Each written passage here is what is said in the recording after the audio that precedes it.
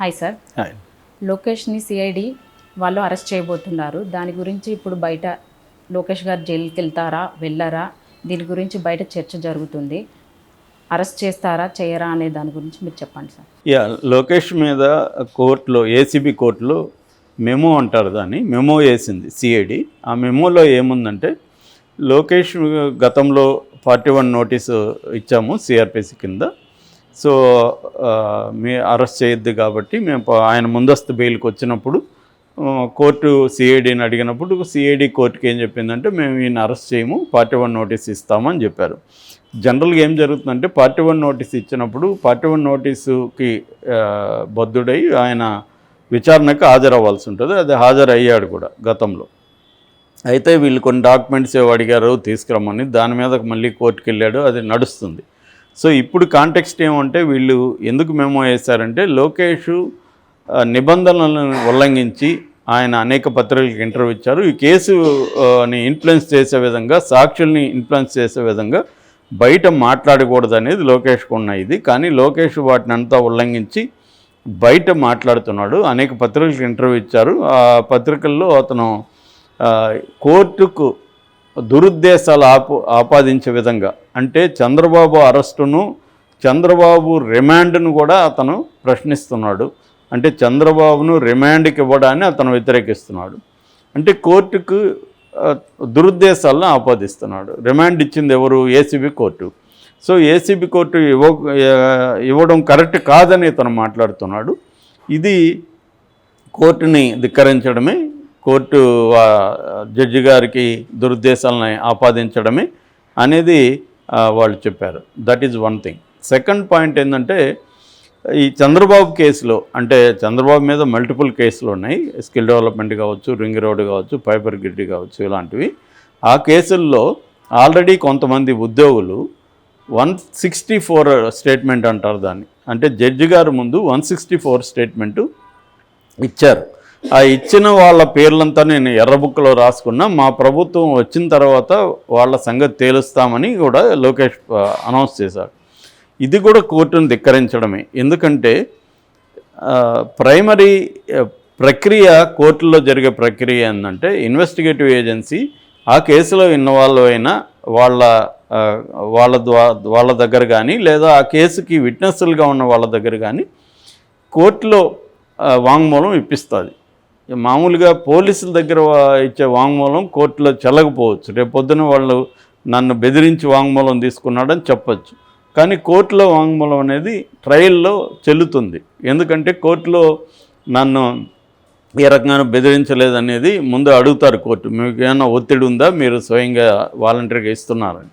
అటువంటి సందర్భాలు కూడా ఉన్నాయి. కోర్టులో కూడా నేను వాంగ్మూలం ఇచ్చిన దానికి నన్ను బెదిరిస్తే ఇలా ఇచ్చానని కూడా మళ్ళీ పిటిషన్లు వేసిన సందర్భాలు ఉన్నాయి. లిక్కర్ కేసులో కూడా అలాగ, ఢిల్లీ లిక్కర్ కేసులో కూడా వేశారు. ఏదేమైనా అది ఒక జ్యుడిషియల్ ప్రాసెస్. సో ఆ ప్రాసెస్లో ఇస్తే వాళ్ళని ఇలా బెదిరిస్తున్నాడంటే అర్థం సాక్షుల్ని ఇతను బెదిరిస్తున్నట్టే కదా. సో ఇతను అంటే ఇంకే ఉద్యోగి వచ్చి వీళ్ళ కేసుల్లో ఈ స్టేట్మెంట్ ఇవ్వకుండా ఉండడానికి ఇలా బెదిరిస్తున్నాడు, ఆల్రెడీ ఇచ్చిన వాళ్ళని వెనక్కి తీసుకోమని ఒత్తిడి చేస్తున్నాడు. సో ఇది జ్యుడిషియల్ ప్రాసెస్లో వేలు పెట్టి ఇతను సాక్షులను బెదిరిస్తున్నాడు. కాబట్టి ఇతనికి ముందస్తు బెయిల్ అనేది వర్తించదు. కాబట్టి మేము అరెస్ట్ చేస్తాము, మీరు పర్మిషన్ ఇవ్వండి అనేది కోర్టుని అడిగారు. కోర్టు రేపటికి వాయిదా వేసింది, ఏసీబీ కోర్టు. ఇక్కడ ఇప్పుడు చర్చ ఏంటంటే సిఐడి లోకేష్ని అరెస్టు చేసే అవకాశాలు ఉన్నాయా? యాక్చువల్గా గతంలో కూడా ఈరోజు అరెస్టు, రేపు అరెస్ట్ అని వినిపించింది. అసలు అరెస్టును తప్పించుకోవడానికే లోకేష్ ఢిల్లీకి వెళ్ళాడు అనేది కూడా గతంలో కూడా వచ్చింది. సో మామూలుగా ఏంటంటే ఈ కేసు గురించి ఎక్కడ మాట్లాడొద్దని లోకేష్ మీద ఎటువంటి ఆంక్షలు లేవు. ఏ కోర్టు కూడా నువ్వు మాట్లాడొద్దని చెప్పలేదు.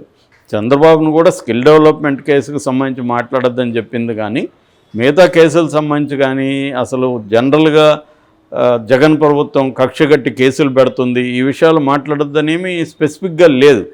కాకపోతే చంద్రబాబు ఏంటంటే 17A సుప్రీంకోర్టులో పెండింగ్లో ఉంది ఆ కేసు, తన మీద అనేక కేసులు పెండింగ్లో ఉన్నాయి. కాబట్టి ఆయన కొంత సంయమనం పాటిస్తున్నాడు. కానీ లోకేష్ మీద అవేం లేవు. లోకేష్ ఏంటంటే ఒక పొలిటికల్ పార్టీ లీడర్గా ఇంకొక రైవల్ పొలిటికల్ పార్టీ, అధికారంలో ఉన్న పొలిటికల్ పార్టీ తమని వేధించడానికి, తమ పొలిటికల్ పార్టీని దెబ్బతీయడానికి కేసులు పెడుతున్నాయి అనే విషయాన్ని ఆయన చెప్పే హక్కు ఆయనకు ఉంది. ఎందుకంటే తన పార్టీని అణచివేయడానికి, తన పార్టీ గెలవకుండా చేయడానికి కేసుల్ని ఒక ఆయుధంగా జగన్ ఉపయోగించుకుంటున్నాడు అనేది ఆయన చెప్పాడు. ఆ క్రమంలో రిమాండ్ మీద ఆయన మాట్లాడింది కోర్టు ధిక్కరణ అవుతుందా కాదా అనేది ఇప్పుడు కోర్టు తేల్చాలి. ఎందుకంటే ఆయన అరెస్టు, రిమాండు అవన్నీ కూడా చెప్పాడు. మరి ఆయన ఆ క్రమంలో కోర్టు ధిక్కరించింది అనేది ఇప్పుడు సిఐడి వాదిస్తుంది. దీన్ని కోర్టు పరిగణలోకి తీసుకొని చేస్తుందా అనేది ఒకటి. ఒకవేళ ఏసీబీ కోర్టు చేసినా వీళ్ళు మళ్ళీ హైకోర్టుకి అయితే తెలుగుదేశం తరపున వెళ్తారు. సో హైకోర్టులో ఇది మాట్లాడే అవకాశం ఉంది, రేపు పొద్దున చర్చకు వస్తుంది. కాబట్టి నేను అనుకోవడం లోకేష్ని అరెస్ట్ చేయమని అయితే ఏసీబీ కోర్టు పర్మిషన్ ఇవ్వకపోవచ్చు. లోకేష్కి అయితే నోటీసులు ఇస్తుంది. లోకేష్ దీనికి సంబంధించిన ఎక్స్ప్లెనేషన్ ఇచ్చుకోవాల్సి ఉంటుంది. అట్లాగే సిఐడిని కూడా కోర్టు ఏమడిగిందంటే దీనికి సంబంధించి మీరు కాంక్రీట్గా ఆధారాలని, సాక్ష్యాలని ప్రవేశపెట్టండి అని చెప్పింది. సో వీళ్ళు ఆ వీడియోలు, ఆయన చెప్పిన వీడియోలు అవన్నీ కూడా రేపు ప్రవేశపెట్టే అవకాశం ఉంది. ఆ వీడియోల్ని రేపొద్దున లోకేష్ కూడా ఏమంటే నేను అలా చెప్పలేదు, దాన్ని ట్యాంపరింగ్ చేశారని కూడా లోకేష్ వేయచ్చు. అలా వేసినప్పుడు మళ్ళీ వీడియోస్ని ఫోరెన్సిక్ పంపిస్తారు. ఇవి ఒరిజినల్లా ట్యాంపరింగ్గా చెప్పమంటారు. సో ఫోరెన్సిక్ సర్టిఫై చేయాల్సి ఉంటుంది, ఒరిజినల్ ట్యాంపరింగ్. సో ఇంత ప్రాసెస్ ఉంటుంది. ఇవన్నీ లేకుండా అరెస్ట్ చేసామని చెప్పే అవకాశం అయితే ఉండదు. ఎందుకంటే ఇవాళ ప్రేమాపేసి వీడియోలను కానీ ఏది కానీ నమ్మే పరిస్థితి లేదు. ఏంటంటే anything can be tampered.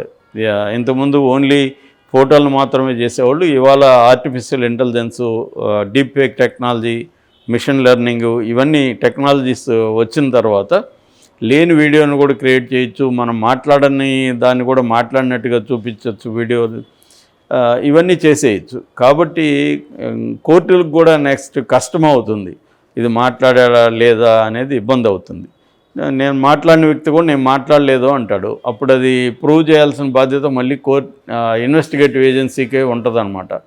So ఇవన్నీ లేట్ అవుతాయి. మనకి ఇప్పటికే ఫర్ ఎగ్జాంపుల్ వివేకానంద రెడ్డి హత్య కేసులో లెటర్ రాసింది ఆయన హ్యాండ్ రైటింగా కాదా అనే దాని మీద నిన్న హైడ్రేన్ టెస్ట్ అని ఎప్పుడో 4 నెలలకు ముందు పంపించారు. ఇంతవరకు దాని రిపోర్ట్ లేదు, అతిగతి లేదు.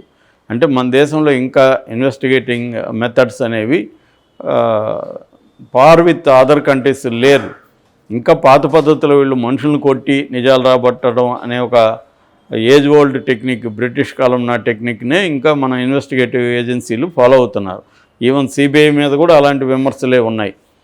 సాక్షాత్తు సిబిఐ అంటే very modern and hi-tech technology ఉన్న సంస్థ. వాళ్ళే కొట్టడం, టార్చర్ పెట్టడం అనే పద్ధతులను ఫాలో అవుతున్నట్టుగా కేసులు కూడా వేశారు సిబిఐ మీద. సో ఈ కాంటెక్స్ట్లో లోకేష్ మీద సిఐడి ఆరోపణలు అనేవి ఏ రకంగానూ ముందుకెళ్ళే అవకాశం నాకైతే కనిపించలేదు. లోకేష్ అరెస్ట్ అయ్యే అవకాశం కూడా కనిపించలేదు. లోకేష్ కూడా రేపు ఏం ఆర్గ్యూ చేస్తాడంటే నా మీద ఏ రకమైన రిస్ట్రిక్షన్స్ లేవు, నేను కోర్టుని ఏమనలేదు, గవర్నమెంట్ని అన్నాను, ప్రభుత్వాన్ని అన్నాను, జగన్ ప్రభుత్వం కక్షగట్టి కేసులు పెడుతుంది, రిమాండ్కి పంపిస్తుంది అనేది అన్నాను. కోర్టు ఏ రకమైన దురుద్దేశాలు నేను ఆపాదించలేదు అనేది ఆయన రిప్లై ఇస్తాడు, కౌంటర్ వేస్తాడు. కౌంటర్ వేసినప్పుడు వీళ్ళు మళ్ళీ హైకోర్టుకి వెళ్ళే అవకాశం ఉంటుంది. ఏది సిఐడి వాళ్ళు. ఒకవేళ సిఐడికి ఫేవర్గా ఏసీబీ కోర్టు ఇస్తే తెలుగుదేశం వాళ్ళు హైకోర్టుకి వెళ్తాడు, అక్కడ కాబట్టి సుప్రీంకోర్టుకి వెళ్తాడు. కాబట్టి ఇది ఏంటంటే మనకి ఈ న్యాయ ప్రక్రియ అనేది ఆలస్యం అవుతూ ఉంటుంది.